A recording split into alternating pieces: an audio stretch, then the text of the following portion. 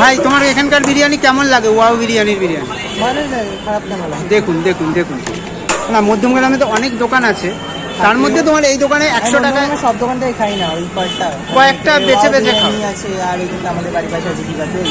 দেখুন দেখুন দেখুন, আর 100 টাকা আনলিমিটেড বিরিয়ানি বসে খেলে, তুমি জানো এটা? হ্যাঁ দেখুন, পার্সেল নিলে আনলিমিটেড দেওয়া হয় না, বসে গেলে আনলিমিটেড কিন্তু দেওয়া হয়। ভাই ডিবা পিছনে এখানে আছে বিরিয়ানি, তাই ব্যাপারটা বুঝে দেখতে হবে। কেন বলো তো? কমেন্ট করলে হবে না। 100 টাকায় তোমরা যে কোয়ালিটি দাও, আমি টাকাটা উল্লেখ করে বলছি, 100 টাকায় যে কোয়ালিটি দাও সেটা অনেক জায়গায় দেয় না। আর মূল কথা হচ্ছে অনেকে বেশি টাকার বিরিয়ানি খেতেও পারে না।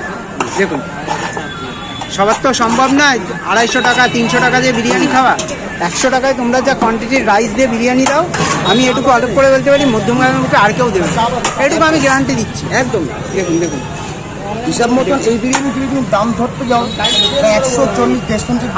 আমাদের গোবরডাঙ্গার কথা বলছি, যে কোয়ালিটির বিরিয়ানি দাও 160 টাকা 70 টাকায় বিরিয়ানি দেয়ও না, সেই কোয়ালিটি দেয়ও না। দেখুন দেখুন দেখুন, আর এর মধ্যে কি স্যালাড ফ্যালাড সব যাবে, তাই তো? স্যালাড যাবে, সেদি প্লেট যাবে, প্লেট স্পুন চাইলে স্পুন যাবে। দেখুন দেখুন